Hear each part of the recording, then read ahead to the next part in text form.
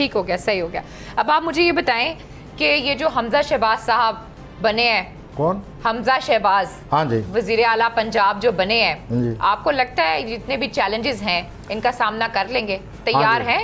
एक वादे बात नज़र आती है कि जो उनका जो बुर्ज है और उसमें जो प्लैनेट हैं उसे वादे बात नज़र आ रही है कि जो उन पर जिम्मेदारी पड़ी है वो जिम्मेदारी के काबिल नहीं है। वो जो आगे वक्त गुजरेगा पता चलेगा कि ये जो पेचीदा मुश्किल किस्म की जिम्मेदारी से वास्ता पड़ा हुआ है उसके लिए जिस किस्म की तैयारी चाहिए वो उनमें नहीं है, इसका एहसास होगा।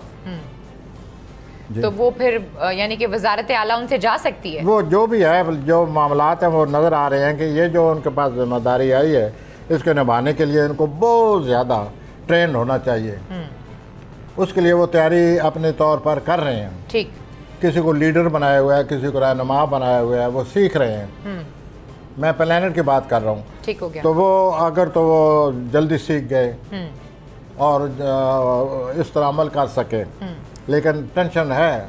अच्छा, बहुत ज़्यादा टेंशन है। तो उनके घर वाले जो हैं आपको लगता है उनकी सपोर्ट करेंगे?